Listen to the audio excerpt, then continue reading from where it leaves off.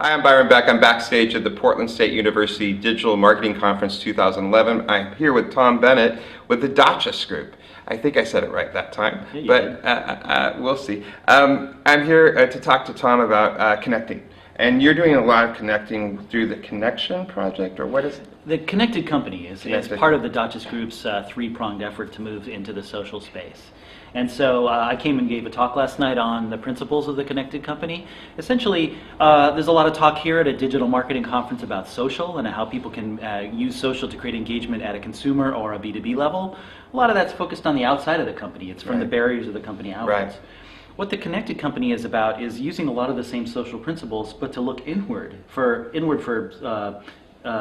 org development. Okay. Within the enterprise or the organization itself. So you might take a large company like Procter & Gamble or General Motors or another company like that.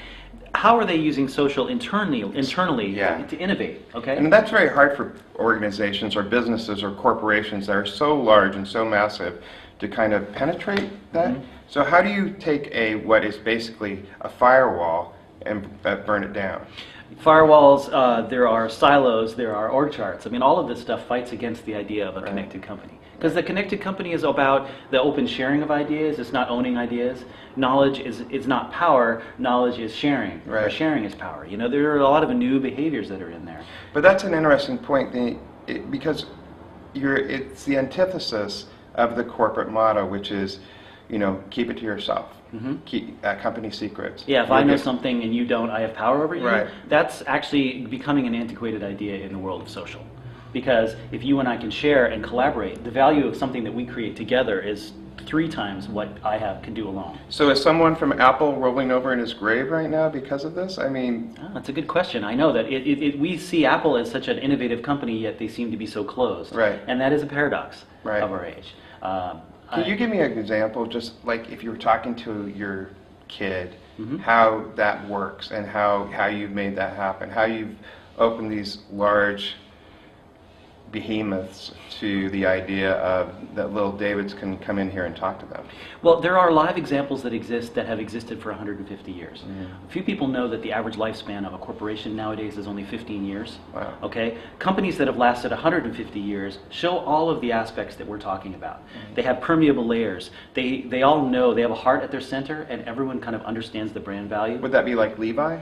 Levi's, or you can go back to let's see, IBM, as a company, strangely enough. I don't think of IBM and think, well, they're going to share a lot of secrets. I just don't see it. Well, no, not sharing. I'm not talking about sharing secrets externally, but I'm saying within the bounds of a corporation, basically, is the focus or the emphasis on the connections that you and I can make, and then the value that we create together. It's about connective tissue instead of about basically org charts and silos and processes. By focusing simply on processes, you're kind of losing sight of what you're trying to do, which is to serve your customer. Instead, you're serving yourself. And then what we're trying to fight is this massive overhead of management, which will cause companies to basically, they spend so much time serving that management that they don't have time or the energy to innovate. So it seems like such a seismic shift within these corporations. Are they receptive to it, or is it too much change too fast? It's going to take some time.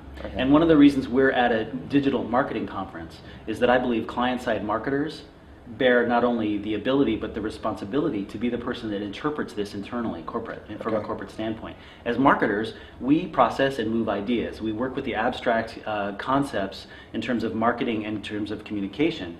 We already know this. So instead of looking outward to a prospective audience, we need to look inward to an internal audience and begin to bring those people along. And what will they get out of that experience? The experience of doing the Connected Company? You know, it's a new way of looking, but actually it's enormously familiar. It's the way society used to be.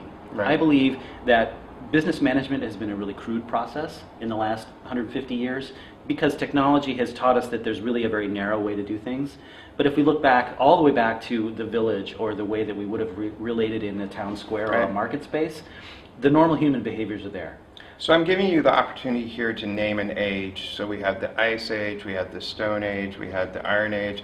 If you could name this age, what would you call it? Wow. Okay. Well, I don't know if I want to call it the social age. I think I want to call it the connecting age. The connecting age. I think it's actually a good way to look at what we're all doing whether we're a corporate executive or whether we're a blogger, the connection age. And I mean, Occupy is a very good example of the connection age.